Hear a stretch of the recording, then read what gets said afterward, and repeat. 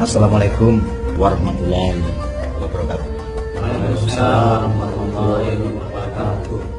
Saudara-saudara, marilah kita menghormati kehadiran Isa Al-Masih di tengah-tengah kita, bahwa dia pernah bersabda, di mana 2-3 orang berkumpul di dalam namanya, ruhnya hadir di tengah-tengah kita.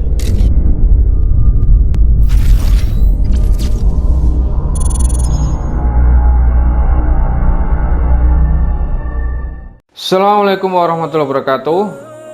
Tak banyak masyarakat di Indonesia yang mengetahui aliran Kristen Ortodoks Syria yang dulu sempat membuat heboh publik tanah air.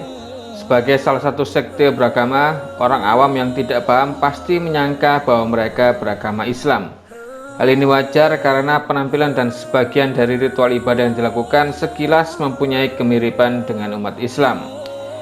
Jika sejarahnya ditelisik lebih jauh, Kristen Ortodoks Syria sudah ada sejak abad 5 Masehi, lebih tua dari agama Islam yang lahir pada abad 6 Masehi. Kristen Ortodoks Syria mempunyai ajaran yang begitu persis dengan Islam, mulai dari cara berpakaiannya yang memakai peci atau kopiah, baju koko, sajadah dan juga jilbab.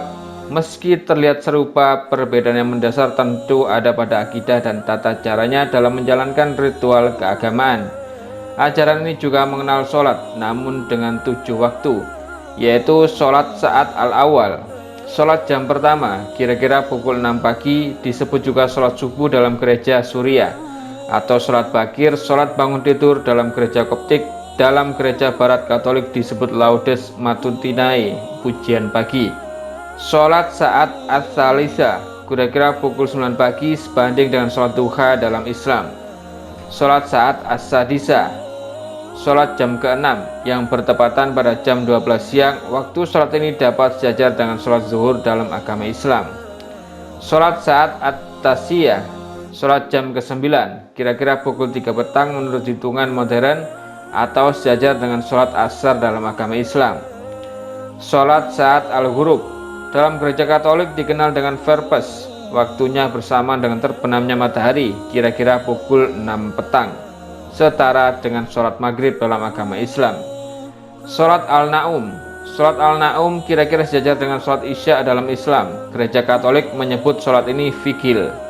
Sholat as-satar, sholat tengah malam atau sholat penutup, ini disebut dalam gereja-gereja kuno dengan berbagai nama. Sebelum sholat, umat Kristen Ortodoks membasuh tangan, lengan, telinga, wajah, dan kaki hampir mirip dengan wudhu umat Muslim.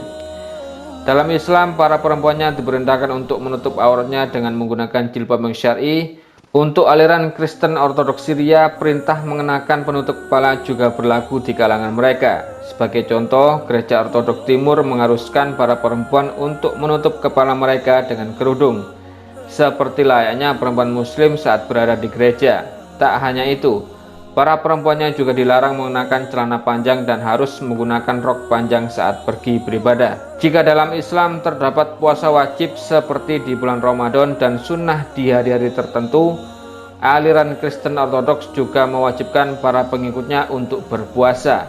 Tentu saja ada beberapa perbedaan tata cara di antara kedua agama meski sama-sama berpuasa. Puasa para pengikut Kristen Ortodoks Syria disebut Shaumil Kabir, atau puasa 40 hari berturut-turut yang dilakukan sekitar bulan April pada kalender Julius.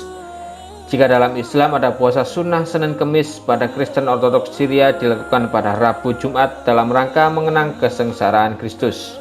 Kristen Ortodoks Syria juga mewajibkan kepada jamaahnya berzakat 10% dari penghasilan kotornya. Selain itu, Kristen Ortodoks Syria juga mengadakan pengajian dengan menggunakan tikar atau karpet, layaknya umat Islam yang sering mengadakan pengajian dengan hal semisal. Kemudian mengadakan acara musabakoh tilawatil Injil dengan menggunakan Alkitab yang berbahasa Arab. Mengadakan acara rawi dan sholawatan ala Kristen Ortodoks Syria mirip seperti apa yang dilakukan oleh sebagian kaum muslimin.